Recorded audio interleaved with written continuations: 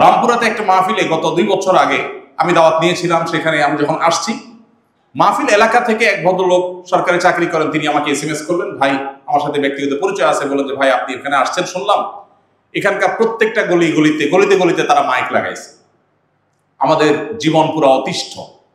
তো আমি পরে কর্তৃপক্ষকে বললাম, ভাই আপনাদের মাহফিলের উদ্দেশ্যে আমি বের হয়েছিলাম বাসা থেকে, তো যেহেতু আপনারা চুক্তি ভঙ্গ করেছেন তো মাহফিলে আমি যাচ্ছি না, আমি কিন্তু ব্যাক করছি। তো তারা বলছে, না না হুজুর আপনি আসেন, আমরা মাইকটা সব করবো।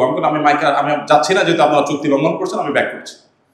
তো পরে তারা যখন সব খুলছে, আবার আমি ভেরিফাই করলাম হ্যাঁ সব খুলেছে তারা, তারপর আমি সেখানে ব্যাক করেছি। তো আমাদের দেশে এই সংস্কার হওয়া দরকার। আমি একজন আলেম, গতানুগতিক আলেম হয়েও, সোকল আলেম হয়েও আমি এটার বিরুদ্ধে বলছি যে মাহফিলের নামে এলাকাতে মানুষকে অতিষ্ঠ করা, এটা ইসলাম বলে না।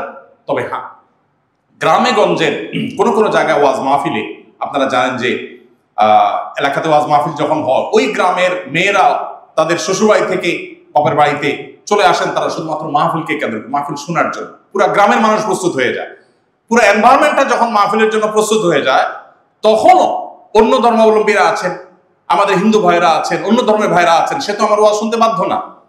অতএব তাদের দিকটা খেয়াল করা উচিত, যাতে কোনোভাবে আমাদের শব্দ তাদের কষ্টের কারণ না হয়। ইসলাম এটাই।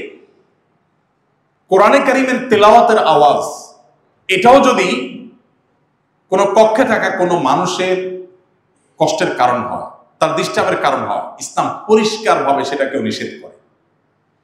ইসলামের চাইতে যৌক্তিক কোন জীবন দর্শন পৃথিবীর আপনি কোথাও খুঁজে পাবেন না। দেখুন, আপনি গানের মধ্যে বুঁদ হয়ে আছেন, ইসলামী দণ্ডবিধিতে কেউ গান শুনলে তার জন্য কোনো শাস্তির বিধান নাই। আল্লাহ তাআলার কাছে কিয়ামতের সে জবাবদিহি করবে। দুনিয়াতে কোনো ইসলামী দণ্ডবিধিতে কোনো বিধান রাখা হয়নি, তার মানে এটা তার স্বাধীনতা হিসেবে রাখা হয়েছে। সে যদি নিজে গুনাহের এই কাজকে বাছাই করে নেয়, কিয়ামতের ময়দানে আল্লাহ তাআলাকে শাস্তি দিবেন। দুনিয়াতে তার জন্য কোনো দণ্ডবিধির শাস্তি রাখা হয়নি। কিন্তু তার গানের আওয়াজ যদি আরেকজনের কষ্টের কারণ হয়, তাহলে এটা যে একটি অন্যায় কাজ, এটা যে একটা অপরাধমূলক কাজ, এটা বোঝার জন্য আমার মনে হয় পণ্ডিত হওয়ার প্রয়োজন নেই। শুধু মুসলিম কেন, মুসলিম হওয়ারও প্রয়োজন নাই, শুধু বিবেক সম্পন্ন মানুষ হওয়াই যথেষ্ট। নিজের বিবেককে খরচ করলে বুঝে আসে যে আমার গানের আওয়াজ আরেকজনের, যিনি গান শুনতে চাচ্ছেন না, তাকে অতিষ্ঠ করছে, তাকে কষ্ট দিচ্ছে, তাকে বিরক্ত করছে, তাকে ডিস্টার্ব করছে, এটা যে একটা অন্যায় কাজ, এটা বোঝার জন্য শুধু সেন্স বা বিবেক থাকে যথেষ্ট। অতএব আমি আশা করব যে আপনারা নতুন বাংলাদেশে অন্তত এই অনাচার বন্ধের জন্য উদ্যোগ নেবেন, এবং কেউ গান শুনতে চাইলে সেটা তার ব্যক্তিগত ব্যাপার। কিছু মানুষ গান শুনতে চাচ্ছে বা করছে, এটা তাদের ব্যাপার, তারা আল্লাহর সাথে বুঝবে। কিন্তু আমি গান শুনতে চাচ্ছি না, আমার রুমেও বসে বসে আমাকে গান শুনতে বাধ্য করা হবে, এটা নিশ্চয়ই অবিচার। এটা অবিচার চেষ্টা বোঝার জন্য আমাদের এই কমন সেন্সই যথেষ্ট।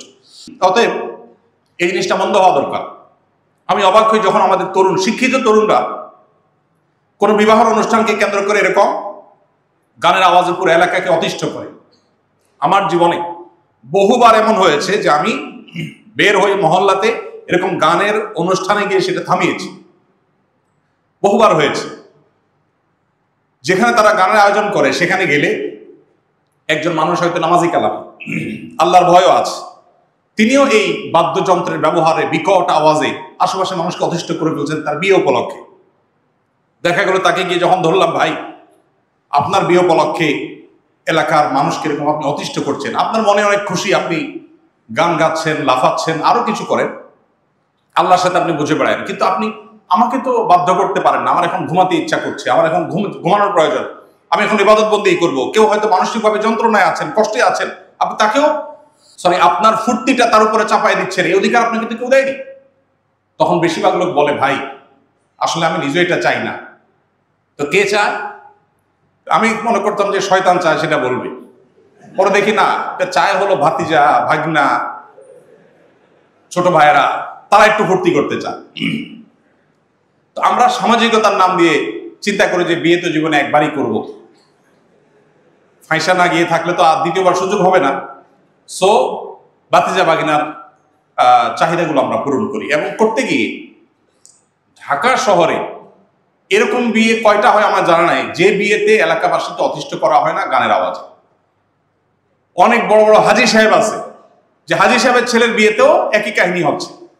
আমার মনে হয় আমরা যে নতুন বাংলাদেশে সংস্কার কার্যক্রম চালাচ্ছি, সেখানে এই সংস্কার হওয়া উচিত যে কারোর আওয়াজে অন্য কারো ডিস্টার্ব যেন না হয়। আমাদের নবী করিম সাল্লাল্লাহু আলাইহি ওয়াসাল্লাম মসজিদে নববীতে এক ভদ্রলোক, একজন ব্যক্তি, তিনি তেলাওয়াত করছিলেন কোরআনে কারীমের, একটু জোরে তেলাওয়াত করছিলেন, মাইকে না, মাইক তো তখন ছিল না, একটু জোরে তেলাওয়াত করছিলেন। নবী করিম সাল্লাল্লাহু আলাইহি ওয়াসাল্লাম সম্ভবত ইতিকাফে ছিলেন, কাপড়ের পর্দা বা কিছু একটা ছিল, তিনি এটা সরিয়ে তখন ওই লোকটাকে লক্ষ্য করে ডেকে বললেন যে তুমি যে জোরে জোরে তেলাওয়াত করছো, তুমি এই কোরআন যে আল্লাহকে শুনিয়ে রিওয়ার্ড পেতে চাচ্ছ, সওয়াব পেতে চাচ্ছ, সে আল্লাহ কিন্তু বধির নন, তিনি আলিমুম বিযাতিস সুদূর, তোমার মনের কথাও জানেন। তাহলে সেক্ষেত্রে তুমি কেন এত আওয়াজ দিয়ে পড়তে হবে যেখানে মসজিদে অন্যান্যদের ইবাদতের ডিস্টার্ব হচ্ছে? যেখানে মসজিদের মধ্যে একটু জোরে কোরআনে কারীমের তেলাওয়াত করতে গেছে নবী করিম সাল্লাল্লাহু আলাইহি ওয়াসাল্লাম সেটাকে বাধা দিয়েছেন, সেখানে কোনো যুক্তিতে কোনো শব্দের আওয়াজে আশেপাশে মানুষকে বিরক্ত করা, ডিস্টার্ব করা, এটা কখনো গ্রহণযোগ্য হতে পারে না। আমরা মাইক এর ব্যবহার, তারপরে যে গাড়ির যে হর্ন, এগুলোর যে অপব্যবহার, এগুলো দিয়ে আমাদের সমাজকে আমরা অতিষ্ঠ করছি নানাভাবে। এই ব্যাপারে বোধহয় আমাদের সংস্কারের মানসিকতা থাকা দরকার। যে কোনো অনুষ্ঠানে যদি কেউ গান শুনতে চায়, এটা তার একান্ত ব্যক্তিগত ব্যাপার, কিন্তু তিনি কোনোভাবেই অন্য কাউকে অতিষ্ঠ করতে পারেন না। একই কথা ওয়াজ মাহফিলের জন্য প্রযোজ্য, একই কথা কোরআনে কারীমের তেলাওয়াতের জন্য প্রযোজ্য। আমাদের দেশে অনেক রাজনৈতিক অনুষ্ঠানে আপনারা দেখেন যে হুজুর ভাড়া করে ঢাকার মতো জায়গায়, জনবহুল জায়গায় বড় বড় মাইক লাগায় কোরআনে কারীমের তেলাওয়াত করা হয় সকাল থেকে সন্ধ্যা পর্যন্ত। এই তেলাওয়াতে সওয়াব হবে না, বরং গুনাহ হবে নিশ্চিত। কোনো আলেম দ্বিমত করবার কোনো সুযোগ নেই। এজন্য মানুষকে অতিষ্ঠ করার এই জায়গাতে আমাদের বেরিয়ে আসতে হবে।